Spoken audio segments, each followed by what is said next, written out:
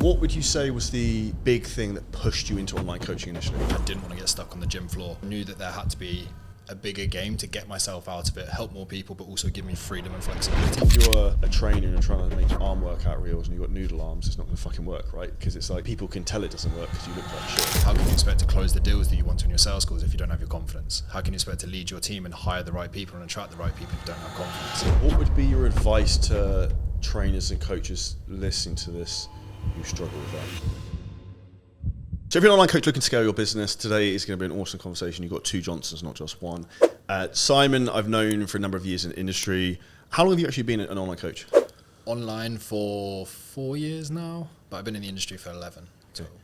And one of the things I've seen is you are incredibly consistent. You're very driven and ambitious with what you want to do, which is why I think you've been so successful having a business doing like 50, 60K onwards in terms of monthly revenue, which is very rare within this industry, where I think when you talk about this, most people tap out with smaller businesses at 5 to 10K a month where they get like quote unquote comfortable.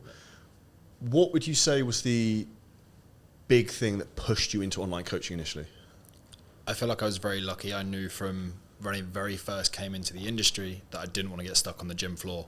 And I think that's because when I was playing rugby, there was a Rye, if you watch this, I love you, but he's in his 50s.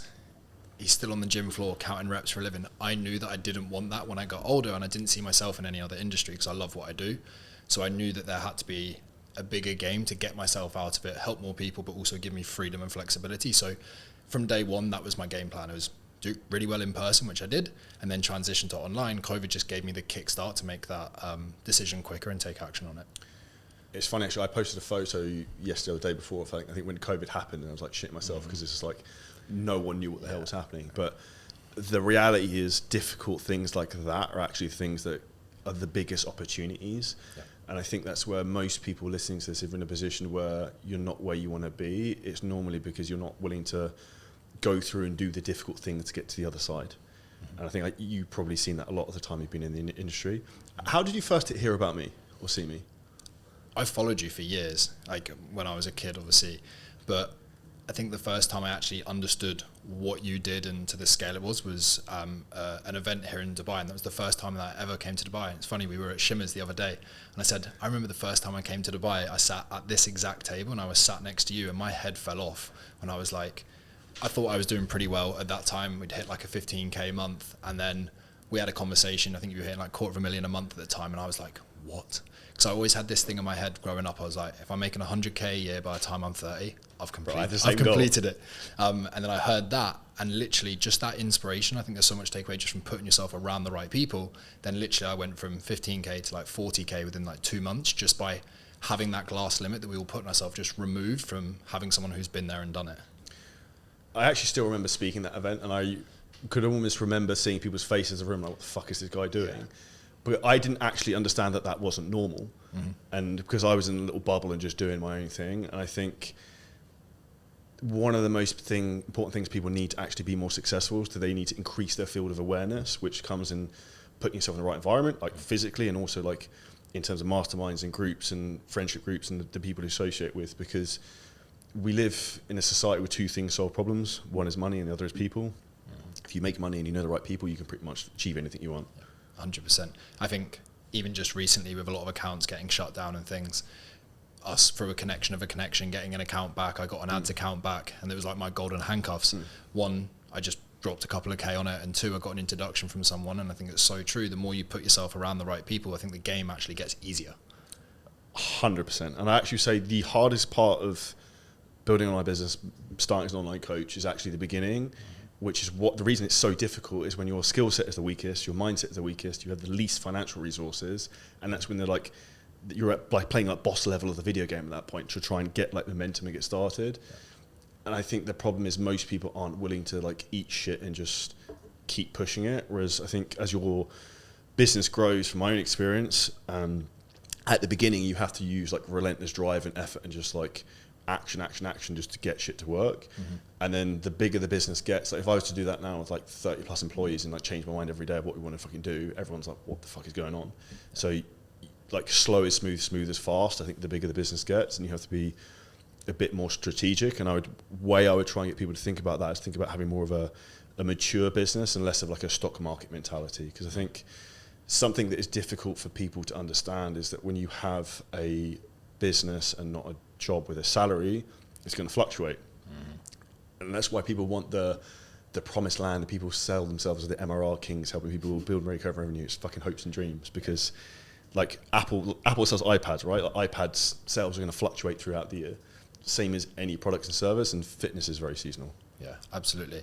I think if I reflect on me when I had that big growth just after we met, I think the biggest thing alongside that, I think if I was to give a takeaway to people, it would be the business will only grow as far as you grow. At that time, I just hit a jackpot. I was very lucky. I got on ITV News back in Jersey for helping people through COVID and literally tripled the business overnight, but I wasn't ready for it. And I think when you surround yourself with the right people who have been there, done it, and you've got that network to be able to lean on, you grow as a person and the business will grow with you so that it's more sustainable. Otherwise, you do get huge volatility where it's like, I went in there and then I went down, and it took me 18 months to rebuild back to a position, but I was in control.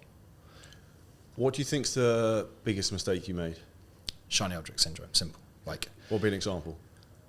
I burned 60K on an ads agency. Okay, I think I remember you telling me about that. From some bad advice from an old mentor. That trying to change different funnels, try different locations, and I think particularly in the last couple of months, I've literally just come back to world-class basics. It's a quote that the All Blacks used to win 2 World Cups. If it's good enough for them, it's good enough for me, and it's good enough for anybody listening. Just good chats, good content, good calls, get your clients results. And if you just do that incredibly well, you will have a very, very big business. But it's similar, I would even think about from a basketball analogy. You look at like Kobe Bryant, people like just practice like the basics over and over and over and over and over again. But I think the problem is that anyone listening to this, you want the red shiny object that over here we should go and do X, Y, Z and use this TikTok strategy, LinkedIn thing, whatever. And the reality is it's normally the basics that are going to work best and have proof of concept. And the way I try and look at things is like, how hard is this going to be? Like, I could probably get any strategy to work, but how hard would it be to get this to work? And what's the cost going to be? Not in terms of financial, but that I can't then fully focus on something else that's actually easier to do. And that's where the reason some people are more successful than other people is they allocate their resources, aka their time, on the easiest things to scale rather than the most overly elaborate, complicated strategy. Yeah, I think something Alex Hormozi said is like, do more, do better, do new. And in that frame, can I do more of what I'm doing? Then how can we make it better? And then if you've tapped that out, which you probably never will realistically, then you can do new. I agree. And I think the only thing, like caveat I'd say with that is being paranoid about how platforms and things change. Because from my experience of having done this for a while now, 7-8 years or whatever, the platform, certain things work for a while, then it dies off. Certain things work for a while, it dies off. Like for example, Instagram shoutouts, I used to spend like 15 grand a month on. Yep. I used to kill it. So I built most of my audience. That's how I probably made one of my growths, is I just went, success leaves clues. And after that event, I just stalked your page like crazy. And I just clicked on your tag photos. I was like, what's this? Yeah. And I was like, let's message them. Let's try that. And all of a sudden I was like, this works. Let's keep doing that. So yeah. And that's why I would say that when you find something that also works in a window of times, you need to lean in super fucking hard, because the reality is it's probably not going to work forever. There's nothing such as an evergreen lead generation strategy or a content thing that's going to forever work, I think. I think the fundamentals stay the same, but it's the wrapper that changes over time. So the shout outs just give you more conversations to book more calls to get more clients, but the shout outs become boosted reels, become carousel posts, become 2-step lead magnets, become a poll on a story, become a sticker on a story. And then it's just seeing what the first domino is to then allow you to do more of the world-class basics behind it. Yeah, I'd agree. I think the principles are the same, the mechanism changes essentially, and the overall strategy. With your journey in terms of with the business, what would you say the biggest things that surprised you in terms of the growth you've had? I would say, this is going to sound very cliche, how money solves money problems. I'll never forget sitting on a mindset coach of mine, just hit record month. I was like, Simon, you're fucking killing it. And I felt so empty. I was like, cool, now what? And I was just coaching the wrong clients, didn't enjoy it. I was growing a team, just stacking money, losing clients. The service wasn't amazing, and I just felt empty. And I was like, okay, now what? And I think that feeling of now what, I never expected to, because you always think just 20K, 30K, 40K. Yeah, it's cool. But when you hit it, the next thing is like 2 seconds. So it's what actually is then going to give you fulfillment. And I think that's probably the barrier that people get stuck in my opinion, when they go from it's different for everyone. Some people it's 10K, some people it's 20K. To go there to the next level, it's actually, rather than I want money, it's like, what am I doing? What does this allow me to do? What does this allow my team to do? And what impact am I actually having on the clients that I'm coaching? So I think that's been one of the biggest, for sure. I would agree with that 100%. I'd say you can also lose your mind a bit in the process. So I remember the first time I did $300,000, I think in November 2021 on a Black Friday. I was like, what the fuck is it? Like, just lost my, not lost my shit, but it was just like perplexed. Your ego goes nuts. Yeah, literally. You're like, I'm walking on water, like I'm God. And then it's always got a way of just like humbling you like crazy. Yeah, and I got fucking humbled big time 2 months after that. I think when I moved to Dubai, my Instagram account got fucking hacked and loads of other stuff happened. It all went away from there. And I think that's also, things like that happen to you to teach you a lesson, to also remind you that as quickly as you can grow, you can also go backwards pretty fast. So it's also putting the right foundations in place and also like diversifying your business. So like one of the things I'm paranoid about is like a SWOT analysis, so strengths, weaknesses, opportunities, threats. Like what could go wrong that could like put you under. So it's like payment processes. Okay, cool. You need to be able to actually transact money. So have multiple of those. Have multiple Instagram accounts, because like you've had issues with your accounts as well, right? Instagram, literally my birthday this year. I'm in London, got an email.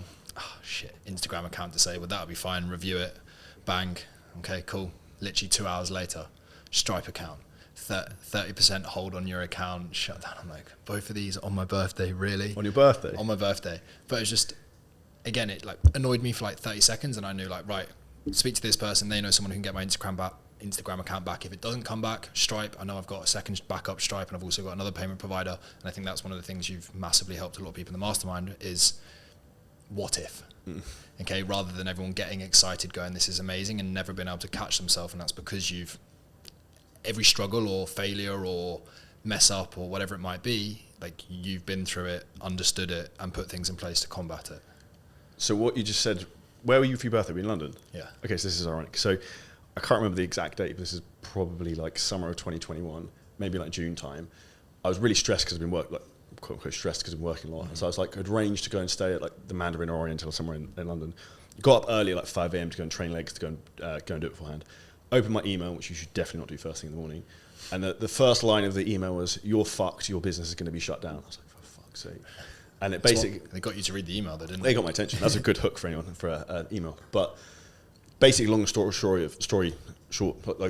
story is basically that my Stripe account, I had completely ignored one of them, had a dispute rate that was too high for our low ticket program, and Stripe were shutting down that account and all of our other accounts.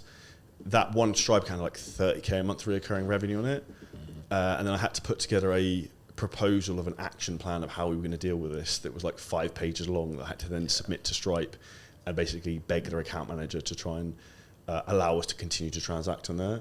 Long story short, I lost that Stripe account, so I probably lost 200 to 300K of revenue maybe from that. At least. But they let me transact on the platform on another account and start again.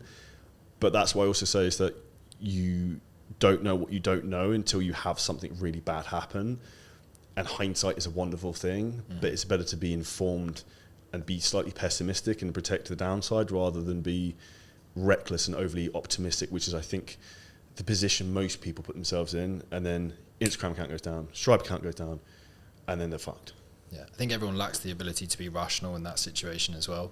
I think the more it happens to you, the more you're like, oh, it's frustrating, but it is what it is. And then you don't let it affect you for the rest of the day, the rest of the week, the rest of the month. You just have the people there, you've got a backup system, you can ask someone, a friend or a friend of a friend, rather than the world's coming to an end because I don't have an Instagram account. And realistically, if you've done everything the right way, you've learned the skills to be able to rebuild an Instagram account in not that long. You know what content performs well. You just set up another ads account, run some boosted drills, you've got an account back. Hey presto. Yes, yeah, hey presto. With that in mind, what do you think has allowed you to build more stress resilience to have a business at a higher level that you can manage? So I think, in my opinion, one of the reasons people struggle to grow their businesses is they can't or you use the word tolerate the quote unquote pressure that's put on them by different things pulling on them all the time? One, I'd say play sports from a young age. Yeah. I just genuinely think that sports give you such a foundation just to stress tolerance, everything. But I would say, what's the worst that can happen? Like, you coach people through their health and fitness. I know for me, if everyone stripped my business away tomorrow, it would suck, but I would give myself a month. I would just take a handful of clients on myself and I could probably be back to 10K a month within a month, 2 months tops. I think, and that's actually the beauty of the business we have, because it's not like you're signed into a massive lease of a gym that has 20K a month rent or anything like that. Essentially, we sell thin air and IP informational products that we can then just implement into the marketplace. If it all goes wrong, you just do the coaching yourself and just one-man band it. Yeah, which would suck. They've got a great team and I love them all to bits and they've been so helpful, but I think so many people get like catastrophized things in their head rather than thinking like, what's the actual worst that can happen? If I doubled my ad spend this month, okay, I make $5,000 less profit. Okay, or if I try this new strategy and it doesn't work, okay, cool, I've learned that doesn't work. So just take risks, fail fast, and like move fast and break things is what I try and think about. I think a lot of people just move fast and do nothing a lot of the time though. And what I mean by that is they are chasing themselves down rabbit holes of like stupid content or stuff that doesn't really make any difference, or trying to be like a quote unquote influencer. I know the biggest fitness influencers in the world, and like a lot of them don't make any money. Like, you'd make more money than they do, millions of followers. And the reality is you have to build the business to what you want, and also I think structuring it around your lifestyle that's important to you. What would you say from your perspective has helped you to maybe give you some balance whilst balancing the business? Being non-negotiable in what makes me feel good. And I think I've been fallen victim to this trap of like hustle, work. And then I would go through these cycles where I'd see some decent growth, but I'd just run myself into the ground and then I'd drop the ball. Whereas I now know for me, I need to play sports or be competitive in some capacity every single week. I need to have at least one afternoon or morning off. Otherwise I just can't focus. And then also I need good quality time with people, good conversation. I also need like an afternoon just to mong and lie on the sofa and watch shit TV. And I have to be non-negotiable on that to protect my lifestyle so that I can continue to operate. And then I would also say just not just delegating, but being relentless on finding the right people.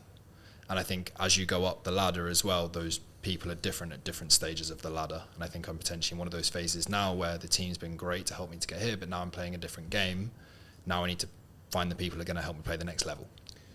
I would 100% agree with that. And even an example to play that, a lot of people want to find phone closers, right? And like, oh, I can't find anyone good. Well, you can't pay anyone. So like, you could sell for people, I could sell for people, we'd be awesome, but you can't pay us enough to make us do it. Yep.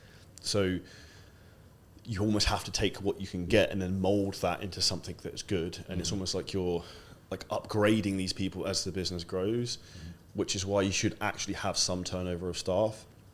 Like in our business, we got rid of a lot of people yesterday. We've turned over quite a few people and brought in much better people. And you know straight away what good looks like when someone comes in. And I say hiring mistakes is the big thing that most people don't pay enough attention to, because if you bring the wrong person, that will cost you more money than anything else and can also set you back 6 months or so. And bandwidth. And bandwidth, happiness, stress, everything. And I think you know very, very quickly if you've got the right person in the right seat or not. And I got like people pleasing tendencies, like, oh, it's okay, we'll figure it out, they'll be okay, they'll just getting better, they're getting used to it. Like, if you know, just cut. Just get rid. You know you got. Yeah.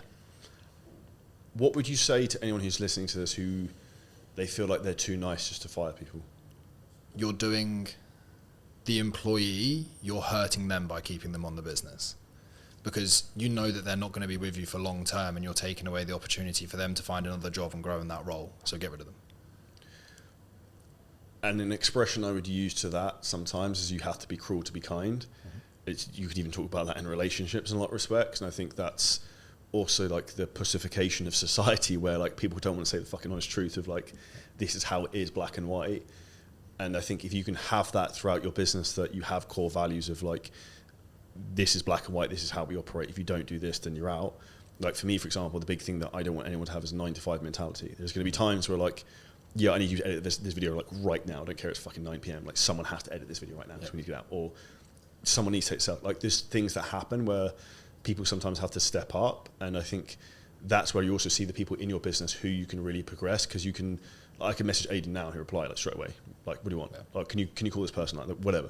Like, you can find people who will then take things by the reins, but also be able to put their brain in and actually think for themselves, rather than like you having to dictate to everyone what to do. Yeah, 100%. I think particularly for myself recently, it's noticing the difference between A player, B player. An A player thinks for themselves and actions it and says, I've done this.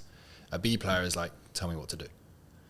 They might be very good at doing what you tell them, but they're not going to think for themselves. And I do think you need a combination of both of those in your team, but it's then being able to identify it and coach your team and push them, challenge them, motivate them in different ways. One of the best things I did with the VAs recently was just go, why do you want to earn more money? And one of them's about to have a little girl, and she's like, lives in South Africa. She's like, I want to be able to give my little girl the life that I didn't be able to have. Another one of my VAs in the Philippines, they've been hit by 2 typhoons in the last couple of months. She's like, I'm saving up because I want to move house so my kids can be safe. I had all of the VAs were literally in tears on the call, and the next 2 days they went and booked like a record amount of calls. So as the entrepreneur, it's your job to manage your team effectively, motivate them, push them, pull them, and sometimes fire them. There's 2 things I'd say to that. One is actually a really good exercise anyone should do, is there's a software called Lucid app where you can basically build organizational charts. Is map out your organizational chart and then put under each person's names like the values of what motivates them, because it's really easy then to look, okay, like Simon's not doing X, Y, Z, but then he told me he wants to move to Bali, so maybe I should have a conversation about how we can help push that forwards and remotivate them. But the big thing is actually getting all these people to work together, like synergistically, is how you move really, really fast. Yeah. And I learned that lesson earlier this year. Had an amazing setter who was with me when I had a much smaller VA team. He left for another opportunity, which is fine. Then he asked me to come back because the opportunity wasn't what it set out to be. And I was like, awesome, he's back, he's a great setter. And I made it very clear that like, if you leave, you won't be coming back, because this is not a business where you just come and go as you want to. But he came back in and we changed a lot of things, but he just then didn't fit in the culture. With all the other guys in the team, they felt uncomfortable, and I was like, this guy's a killer, he books loads of calls, but he's a net negative for the whole team.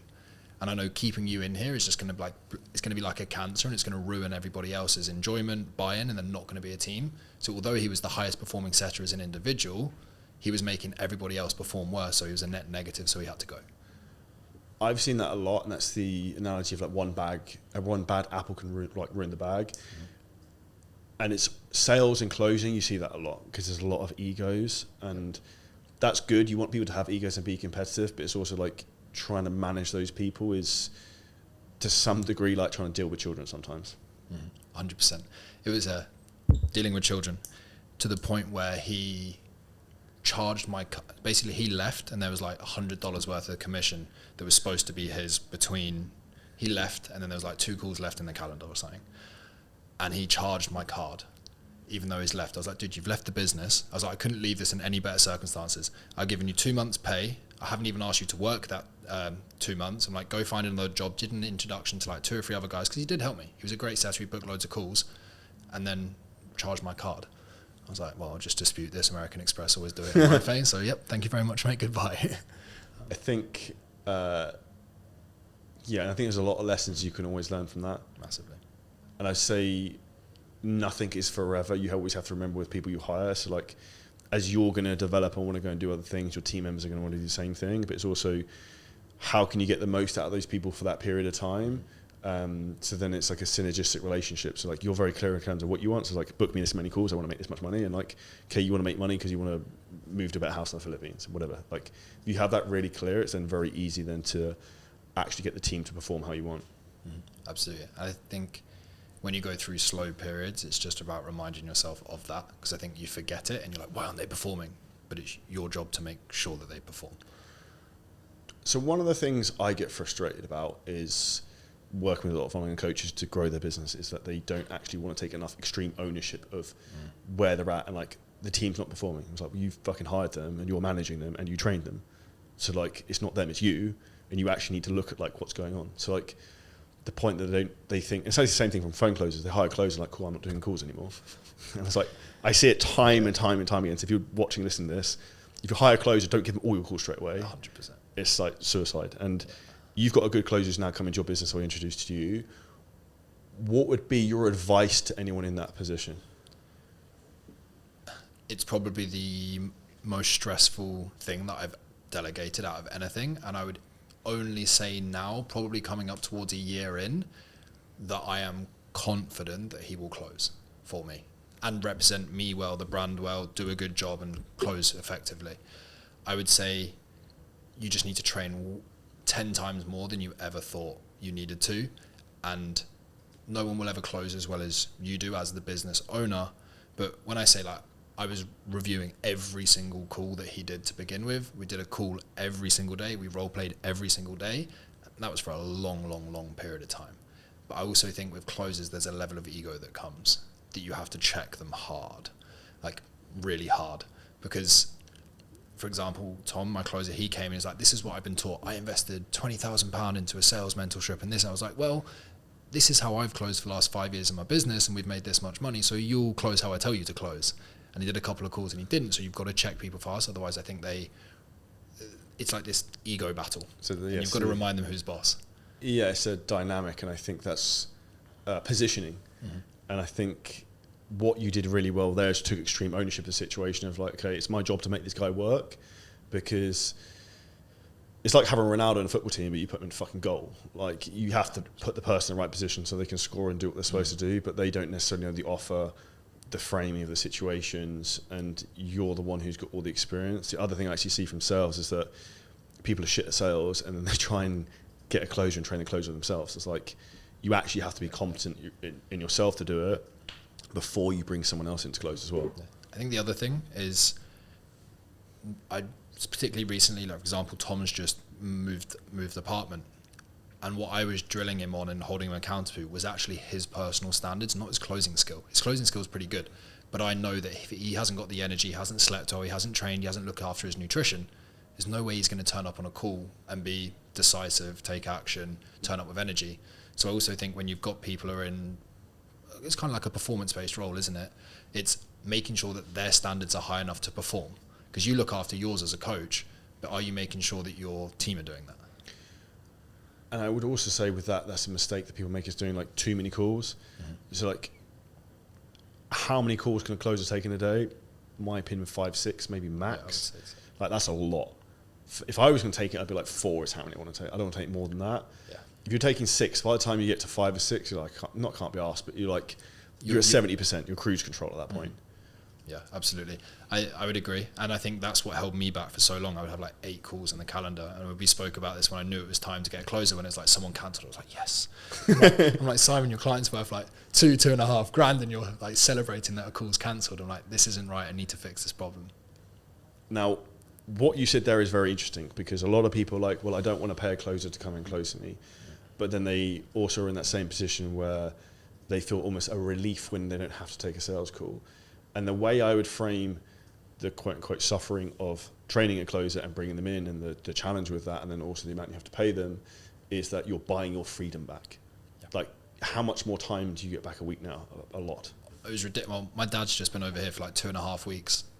We still grew. We still signed a good amount of clients last month. And I reckon I worked 1.5 hours a day for 2.5 weeks.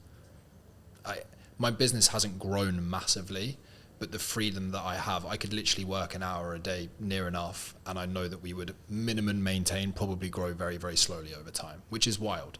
And my definition of success ever since I was young was do what I want, when I want, with who I want. And I now want to scale, want to grow, but it won't be in sacrifice of that.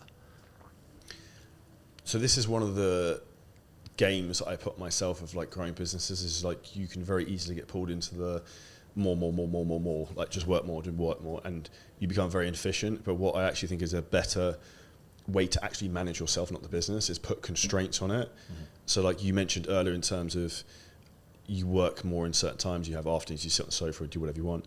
Same thing for me, where I have certain days where I won't have anything in my calendar. So like Wednesdays generally I'll pretty keep clear. Like Friday afternoons, I don't want to work on Friday afternoon anymore.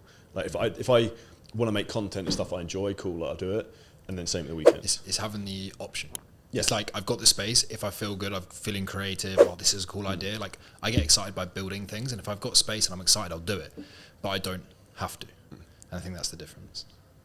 And there's a difference between wanting to do something and having to do something, even in terms of the intention of how you do the work. Because when you actually want to do something, you're excited, you're fucking locked in, and it's really, really good. And giving an analogy of like, when you make content and you're like, I really can't be fucking asked to make this video, like I'm just not in the mood. That is then like, will come across in the content. It's impossible. 100%. But when you're like, oh, I've got this sick idea. Like, so Donald Trump's going to win the fucking US election. We're all going to be rich. Yeah. I'm going to make a reel on that later on today. And I was like, I've got the idea in the car. I was like, I should definitely make a fucking reel on this because it will pop today. So I'm excited about like doing that. Cause I'm like, oh, that's a great idea. Because similar to you, I'm a builder. I want to build stuff and then fuck off. I don't want to manage it. So I like building team systems, ideas, and then like exit stage right a bit and then build the next thing and then keep moving along the process. How have you managed your wanting to build and not getting shiny object syndrome? Extreme pain. Learning the lesson. Yeah, so it's like, so I still do this now. So like for anyone who goes to like fancy restaurants where they give you really hot plates, they're like, don't touch the plate. I'm like, I have to touch the plate. So I will try and assess things. I've calmed down a lot more now, probably particularly the last 9 months, by looking, like I said earlier, taking a more mature view of business. If like this is a compound effect. So like this podcast we're making right now, people will be watching this in 20 years time. Like this is an asset that will keep pushing. I spoke to you before. It's about why I think like long form content, YouTube and podcasts is super, super powerful. So even for example, I did a podcast with Daniel Priestley yesterday. Everyone should go and watch that. It was fucking sick. It's like an hour and 40 minutes long. I did the podcast with Daniel. He then invited me for dinner with a load of other people who were massive influencers and important people last night, just because I had a podcast and I got connected with him, and and like the knock-on consequences of things like that are wild.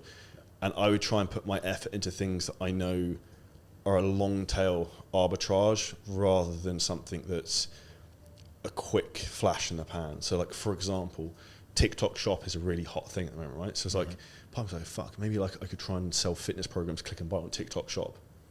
It could probably work, but that's a massive distraction.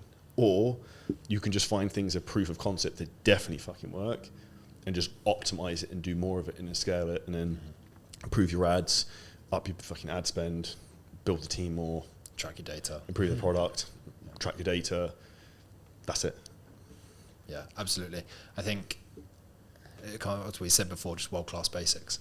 And I try and think about leverage now, and the amount of times that I've thought about an idea and then I'm like, but is it worth it? But is it worth it? So take this one way and the other way, however people listen to this. I want you to have a lazy approach to business. So I try and think about being a lazy CEO. Now, I'm by no means lazy, but I try and look for the most efficient route from A to B rather than what's the most complicated way I can do this. I think if you look at pure basics of whatever you do, it's really going to be okay. Number one is you need to become a person of influence and massive authority. If you look at the most important people, a great example of the election at the moment, Donald Trump is basically won the US election because of Elon Musk, in my opinion. Grant Cardone and the other, People of influence, Joe Rogan, are swayed that massively. 100%. So like on a different perspective with your fitness business, it's the same thing for you in terms of the way you're positioned as an authority, person of influence. The way the world perceives you is incredibly important. I think that's the big thing people need to push upon themselves and upon the world, which if you're a fitness coach, I get a bit of flack for saying this, but I'm fucking black and white. If you're a personal trainer, you need to be in fucking shape. Like if you look at the people who make the most money in fitness, generally they're in very good shape. Yeah, so if you could collaborate with 3 people to help you grow your personal brand, who'd it be? It can be any 3 people. Yeah. Joe Rogan, Elon Musk, maybe Donald Trump as well. Yeah, especially right now. Yeah, 100%. Yeah, that'd be interesting. Yeah, probably. If it was outside of the US, David Beckham. I like Boris Johnson because I think he'd just be funny. Just be jokes, yeah. And who would the third one be? Cristiano Ronaldo. Yeah, Ronaldo's a good one because you can leverage that into fitness, business, literally anything, and the following's wild. But this is where also the force multiplier of all these things is different people's brands bounce off of each other. And I think that's also people have a fear mentality. So I see it a lot in fitness. I see it a hell of a lot in business coaching, where people are like, oh, my fucking red shiny toy, like, don't look at my stuff. And the reality is, if you actually work together with other people, you grow way faster, because like fitness clients will go from, and probably have done it before, gone from my business to your business and back and round, and like same thing happens with business stuff. People are going to move around. It's just a reality. So like if you actually combine and work together with other coaches, your audiences will grow and both of your businesses will grow. See, I remember we ran something called we ran a 12-week level up, and we ran it for Black Friday. And essentially it was just like a 12-week course that went alongside our standard coaching. And all I did was just get industry experts. I got a nutrition specialist, I got a physiotherapist, I got a sleep specialist. And they actually did it all for free for me, because they were like, oh, it's just nice to see someone bringing fitness professionals together to help someone. All these guys had more authority than me, but I got loads of authority by bringing everybody together. By association. And I made all the money out of it anyway, because my clients were paying me to have them on, and they were like, oh, it's nice to see someone, I'm happy to help out. And now I had the network of all of these individuals, and they've referred me clients ever since. And this is why I say actually how easy the game is of social media in some respect, is by association you become authority. So even when I was really cranking my fitness business, I was like training with Milos Sarchev, I was doing stuff with Dorian Yates, like all these people who are massive in the industry.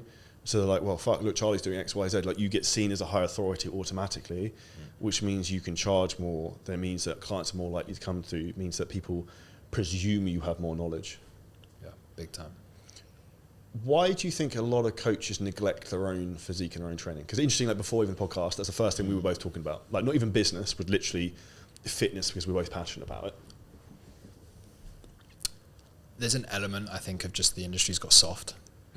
Like massively, just people are conforming to what normal is. I'm too busy, I'm tired, I'm an entrepreneur, I'm a business owner, I can't do that, I'm doing this. And they're just literally believing their own bullshit.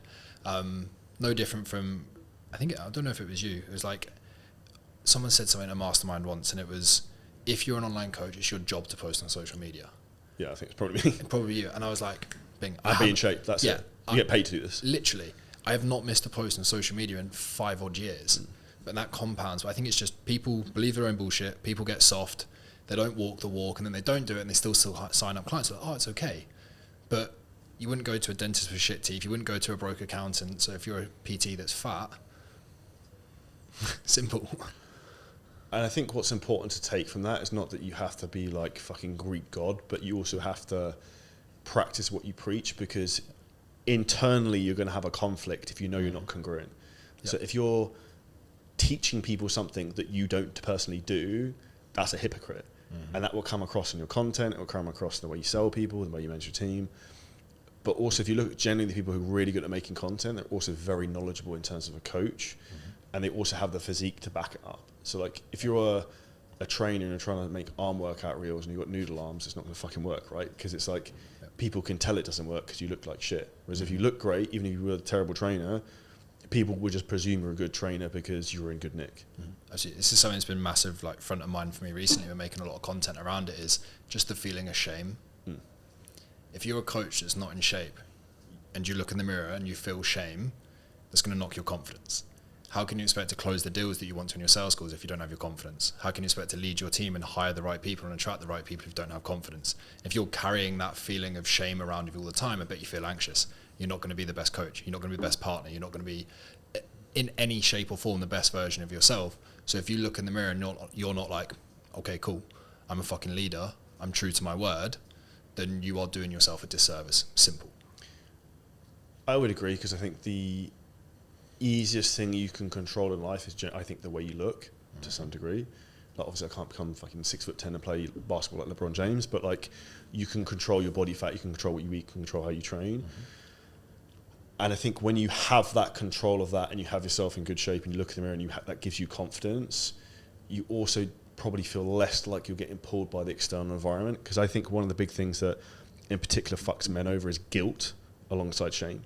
Guilt that, I don't know, you talked to a girl you shouldn't have talked to, you fucking took drugs you shouldn't have done, you fucking watched porn, you did whatever you did, you gambled. You said you'd do this and you didn't do it. And psychologically in your head, that's fucking you and the thing that's holding you back. So like, for me, for example, the big thing I've been doing, I think it's like the last 39 days in a row, is like I have to get up before the sun comes up. So like I have to get up, I have to read 10 pages of book and have to write like journal, just whatever I want to think in my head. So like it's almost like a weird fucking game of like, okay, if I do this, I will be successful because I'm framing myself to get myself in the right headspace before the day starts. I think not enough people think about maybe the internal state, which is then going to affect the external state. But it's actually easier to change your external body, in my opinion, than the way you think. If you fix your body and you look fucking great, you will suddenly become confident. Yeah. Well, I think confidence is having that stack of proof that you are who you say you are, which is why I love, you would have seen it when people go through their transformation. Quite often it's the time that they... Yeah, the way their face changes. Their face changes, but it's not even just that. It's the first time in a lot of people's life they've actually kept their promise to themselves. Because if you actually did what you said you're going to do, everybody would be in shape, they'd have the business they want, they'd have the team they want, they'd have the relationship they want. So just stick to your fucking promise. Simple. What would be your advice to trainers and coaches listening to this who struggle with that? Get a coach and be held accountable. But people say, I lack the motivation, I don't have the time. You do, you just lack the clarity on the individual things that actually drive the needle. Focus on the 20% that gets 80% of results, not the 80% that gets 20%, because then if they focus on the 80%, you get overwhelmed. So you need someone to give you the clarity around what moves the needle. And then for me, I do this stupid little thing, but I would say it's like one of the best things that I've done. Every single week I have a sticky note. And it has 1, 2, 3, 4, 5, 6, 7, 8, 9, 10. And every time I get a sign up, we cross it out. And it has like 1 or 2 non-negotiables that I have to do that week. And I cross them off. But every time I sit at my desk, I see it. And it's just this constant reminder. And it came from a thing that I used to do when I was a photo shoot. I would literally have a calendar and I would cross off the days. I would put a green tick if I had a good day and I'd met my non-negotiables. I would put a red cross if I didn't. It's human psychology. If you've got 5 green ticks, 6 green ticks, you do not want to put a red cross in there. So it's momentum. Gamification. And the more you do it, the more you keep your promise to yourself, the more you build momentum, and that bleeds into every area of your life. So when I last did a bodybuilding show, I had to put on my fridge of like literally a countdown thing that I change every day of like 34 days, 33, to stop me fucking going to the fridge to eat. Because I was like couldn't fucking sleep because I was so fucking hungry. My body was just waking me up. But that then became a weird game of like, well, I'm not going to fucking do it now. I've already done it for like 40 days. So like, it's like when you're on a winning streak on like a game, right? It's like, I don't want to fucking stop now. Momentum. I think people underrate momentum, whether it's working for them or against them. Because if it's going the other way, you need to stop it now. You need to intervene. So this is an interesting to actually go back to the team's point of view. So now running a bigger team, I see the influence and impact of momentum massively on other people. So for example, if you look at like a lead generation call booking sales team, if it's been a bit shit for 4 or 5 days, you can feel it. But when it's like on, you can feel it. So like everyone's job as a leader is like for you to come in with that drive and that energy to really push and hype those people up. And I would even say sometimes to give them hope, because if people keep doing the right thing every day consistently and working hard, you just get lucky.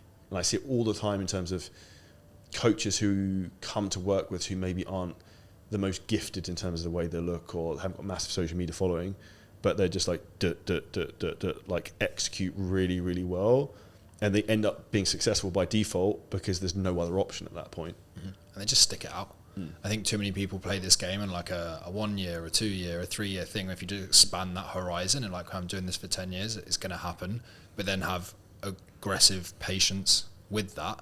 So you take action, but you're looking over a longer time. Like, it's impossible to not achieve what you want. So I generally think in like 3 to 5 year timelines. So I'm 35 in 6 weeks. So that was a big thing I was thinking towards. And the next thing I'm thinking is like 38. Okay, like where do I want to be in my life at 38? What are the goals I want to have? Like, be really clear and intentional, because everyone will maybe have moments where they lack confidence, but one of the ways I personally find that you can overcome that is physical clues around like your workspace. So even, for example, I have a vision board on my phone of like all the things that I wanted to do this year. I've ticked off maybe 4 or 5 of them. So I bought Ferrari I wanted, I got a 2 Common Club X award, bought another investment property, did some other stuff. So like I look at that and I'm like, fuck, well, I've done these things. Or like you look around, okay, like all the things and accolades and stuff you've done, that gives you confidence. And I think that's where a lot of people don't give themselves really specific things to tick off, because it's that gamification process of when you set a goal, you achieve it, you suddenly realize, well, I didn't actually know if I could really do that, but then I did it. So it's like, what can I really do next year going into 25? What are your goals by 38 then? I want to have a rental portfolio that's bringing in £30,000 a month rental income, so then I can basically have complete financial freedom to do whatever the fuck you want. So in my opinion, when you like £30,000 a month cash and you don't pay any tax, like, done. I want to own a pretty sick house outright, probably somewhere here in Dubai. I want to continue focusing primarily in growing the media stuff I'm doing in terms of from a podcast point of view, YouTube, because I really enjoy that, and then scaling the mastermind to be the biggest thing that anyone's fucking seen in Europe and the UAE in particular. I'm focusing on that area that I'm incredibly passionate about, something I didn't even realize, which is teaching and helping people. And this actually came with a semi-therapy session I had with someone, which was like, she said to me, it's like, you're Charlie the teacher. And I was like, fuck. And it's like, I actually really like teaching and helping people. I bet you didn't like teachers when you grew up as well. Yeah, but I fucking hated them. Exactly. Because they weren't the person I wanted to be. So like, I am congruent with, like, fucking spend vast amounts on like mentorship and education. I did a video the other day, we spent like 300k on it. Like, for me, that's the fast track to success. I'm trying to buy and acquire knowledge as quick as I can to like supercharge myself to the goals at say 38. But then I also want to do the same thing for everyone else. Because like, I find something sick and I'm like, this is fucking dope. Like, Simon, you need to go and do this. And I get excited about it because I can see how that can speed up your time horizon in terms of where you want to get to. Absolutely. What about personal goals? So one of them is to have a boxing match in the next 6 months. I'd also like to start a family have kids within the next 2 to 3 years, I think is a big one. I think that will be a big pivotal point. So I think mid-30s, in my opinion, as a man, is a good timeline for that. Yeah, it's like the golden era. Yeah, I think, so there's in terms of, I don't know if you've read the book The Rational Male, it's like a bit out there, but basically it talks about what's called SMV, sexual market value. So as women go past, I think it's 21, 22, it technically goes down because they're the most fertile, they're generally the most beautiful, like according to research. But men, when they're like 35 plus to like probably 42 maybe, your status increases, your wealth increases, like influence increases. You don't really go backwards that much in terms of like physically at that point. So that I think is an interesting dichotomy, and you actually see that a lot here in Dubai, to be fair.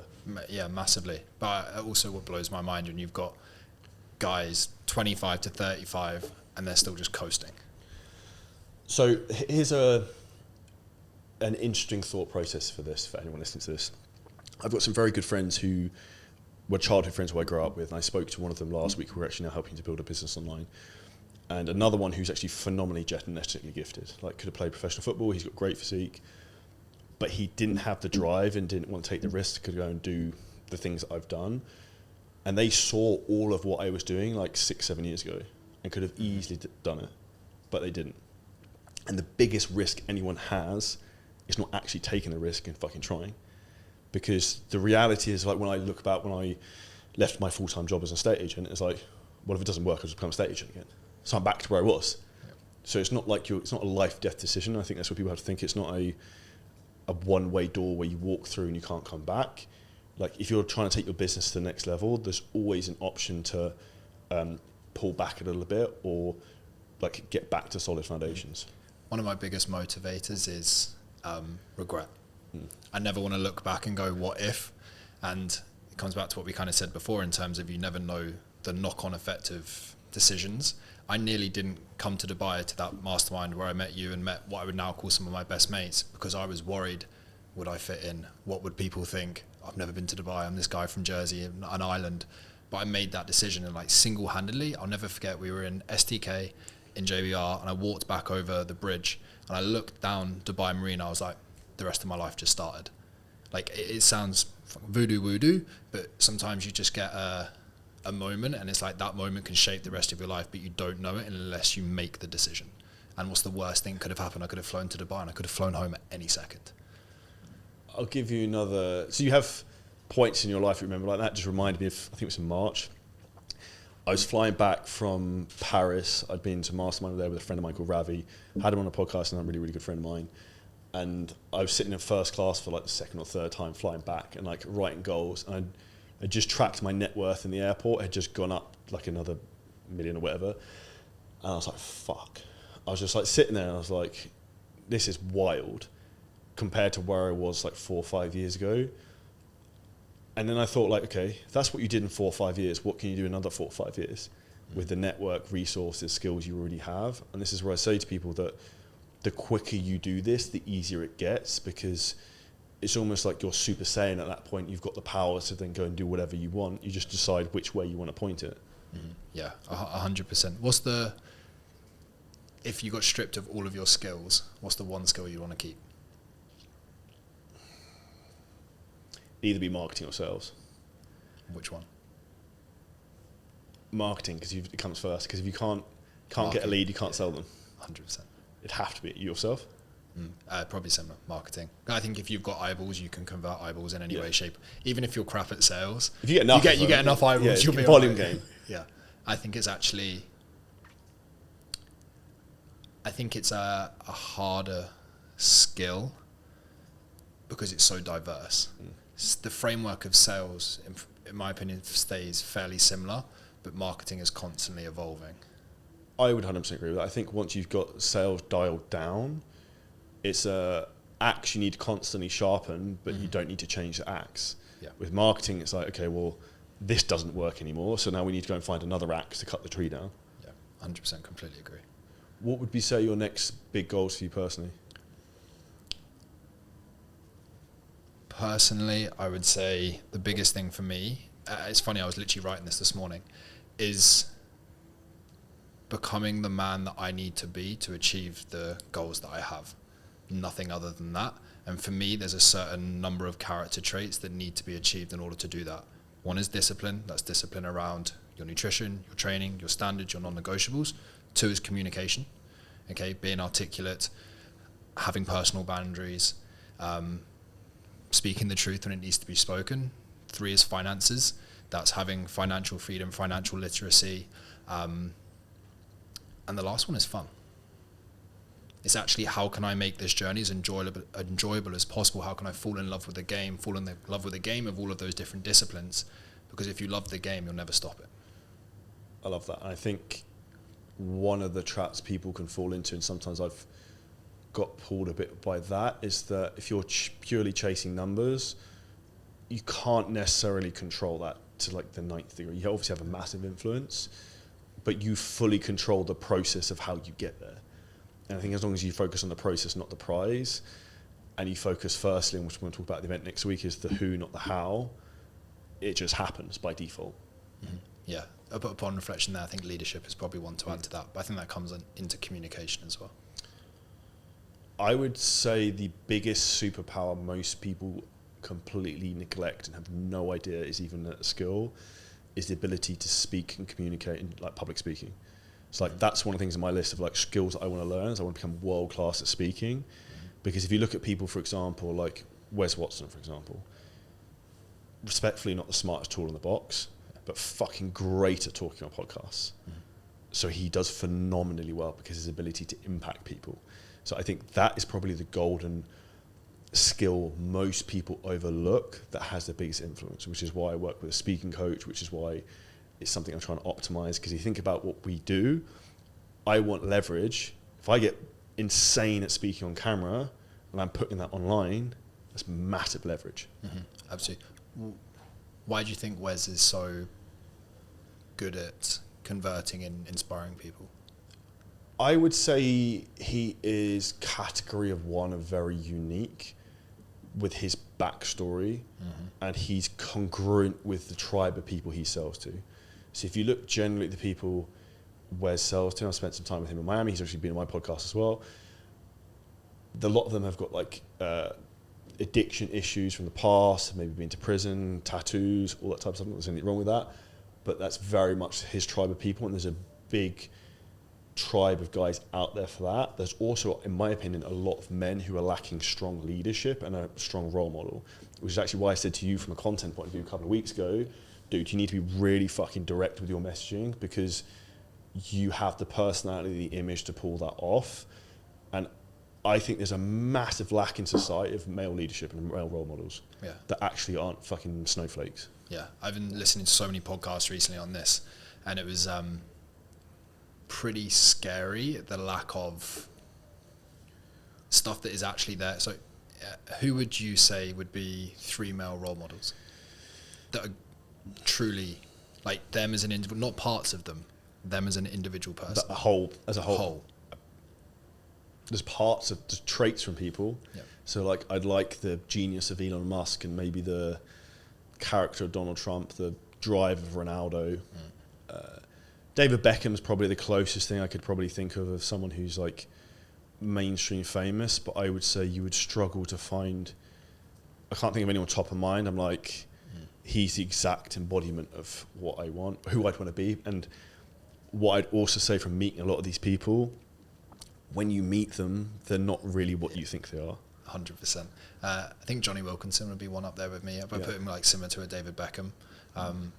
Not that anyone would ever be the complete package, because it's just never going to happen. But I think I want to create something that is for me 5 years ago, 6 years ago, 7 years ago, and just how can I hopefully give a North Star and help impact people across those disciplines. Because I think there's a massive lack right now for men who don't want to conform to the societal norms of I'm too busy, get married, have the dog, do this, don't be driven, don't be masculine, whatever it might be. Why do you think there's such an anti-masculinity movement? It's very out there. I think that certain people are trying to suppress society to make life, just control people. I think it's and I think that's why we're seeing a lot of people who are standing up against it being pushed down, personally. I agree. I think there is, and even if you look at, like, I'm big into economics of the way the world works, what's about to happen, and you can hold me to this because I'm recording, next 12 to 18 months, there will be interest rates are going to keep getting cut, inflation will fucking shoot off probably in about 12 to 18 months time, which basically means anyone who's got assets, real estate, crypto, whatever, they're getting richer and richer and richer. But anyone who's in like a job you make 30k a year, your ability to then go and buy a house is completely gone. So you're then in the brokey slave society forever, and then the rich are just pulling and pulling and pulling and pulling away. Yeah. And I think that's where, particularly the UK is fucked because of the way the tax system works, the whole society works. It's creating a bigger divide between... You cannot, in my opinion, be a trainer in the UK, online coach, make loads of money and not get arse raped on tax. You have to leave to go to Dubai. And what I would suggest people understand is that what I would do is I would create a successful business, have someone help you do it, probably myself, build that, make wealth, move back in 5 years' time, don't pay any tax on that money. Because once you get over maybe 5-10 million in net worth, you have enough passive income coming in that you don't have to pay that much tax on, that it's not a massive issue. But for you to get enough cash to invest into assets back, you're losing half of that into the tax man straight away. So like you're getting bottlenecked before you can even fucking start. Yeah, and you're competing against people out here who aren't paying tax, or around people who are being inspired as well. I think one of the other big things is it's become a societal norm to be like the crabs in a bucket. If you're stepping outside and trying to be high performer, driven, ambitious, whatever you want to label it, you're just an easy target. So I think a lot of people are trying to pull people down, and people give in to that. So it just fuels the soft mentality. Do you think trainers should move to Dubai? Yes. Well, not even Dubai. I just think, yes, Dubai, because I live here. I love it, and it's the people, it's the opportunity. Content does better, but I think when you're in your home environment, you're the big fish in the small pond, whatever you want to say, but you're just comfortable. Get uncomfortable, get out, do something different, challenge yourself, because again, it comes back to that mindset of keeping your promise to yourself, and you'll remove that glass ceiling from your head and realize that you're playing a small game. No matter how big you're playing a small game. I get reminded of that every day here. And I think that's also something that can humble you also and like balance you out more, because you realize this fucking game you're never going to win. Yeah, over here, you literally never know who you're speaking to. And I learned that lesson very, very quickly. I was like coming down from my apartment in the lift and just ended up speaking to a guy literally in the lift. And he's like, oh yeah, sold my company, it's just gone public, blah blah blah, sold it for 50 million. I was like, you literally look like you look like a brokey. And it's like, you never know who you're speaking to. It's why I love playing golf out here, because you end up partnered with people. Had a guy who had a hedge fund and all these kind of things, signed a client here and there, and it's there's so much to be learned that I know if I was still in Jersey, for example, not a chance that I'm speaking to anybody on that level, at least not on a regular basis. What would you say is the biggest things you've learned from me and maybe Seven Finger Scaling Systems? Delegation. And the ability to hold those people accountable. And I think the other thing around that is the who, not how. And I think I would delegate, but then I would just end up taking it over myself and going, oh, fuck it, I'll do it. Fuck it, I'll do it anyway. Rather than actually sticking to it and understanding that to play the long game, you have to delegate, and you have to actually train those people and stay relentless with that. And I would also, alongside that, just say my content's got so much better. And that's just the front end domino to absolutely everything else. I would say one of the things I have a lot of experience is I've made like 7,000 Instagram posts, is like what works on content, and also looking at people like yourself individually of like, hey, this is probably the narrative of what you should push, because I think the reason some people are very successful and others aren't is their content is congruent with who they are, and they're not trying to push to a certain niche, but then it doesn't actually fit them as a person. Yeah, I think I'm very excited to see this next few months as I start to be a bit more authentic with it. And I heard something a long time ago, you should make content around the conversation that people have when they're drunk. So that's the conversation that everybody wants to have, but when they're sober, they don't have it. And if you can speak to that, you speak to people on a whole different level. And even just being more authentic, the people that we've had through on sales calls, I'm like, fuck, I want to coach you. Rather than, oh God, here's Jeff that wants to turn his bingo wings. What would be your advice for anyone listening to this who's on maybe the fence to working with us at Seven Finger Scaling Systems? What's the downside? I mean, I don't know of any other people who are getting the level of results consistently that you are. I will say, I think if you're someone who's ready to just get after it, then this is 100% the right decision for you. And I would say get after it is the truth, because I'm very honest with people. Is like, I can pretty much guarantee it'll work, but it's going to be hard. Like, you have to fucking work. There is no like reality about that. And if any business was that easy, it wouldn't work, because there's no moat around it. The moat is the hard work that most people aren't willing to do, which is the thing that then gives you the life that you always wanted. But it's all hard. Being broke is hard. Sitting on the gym floor 9 till 5 a.m, whatever, it's hard. Like, choose your hard. Yeah, and I would rather have the hard problem of scaling a business with more complicated issues than the hard problem of slogging myself to death doing 10 PT sessions, or having a smaller fitness business that I have to do 100 fucking check-ins a week. Do you ever look back and think, how did I used to PT like that? I look back and I actually don't even know how I even did certain things now in hindsight. So like, I had 200 plus coaching clients myself at one point, and I was doing everything. But you just figure it out. And that's where I say, like, if something is important to you, you'll make time and you'll find a solution and you'll make it work, because you just don't stop.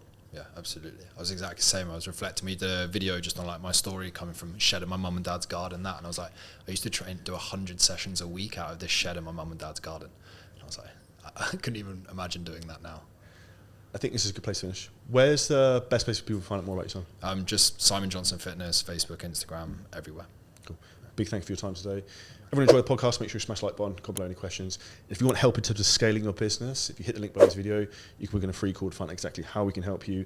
It's not a sales call, we'll basically audit your business, give you some value, help you to actually make money, to then pay us to potentially join us selfishly. So make sure you book that in, and we'll see you next episode very soon. Cool. Thank you. That's really good.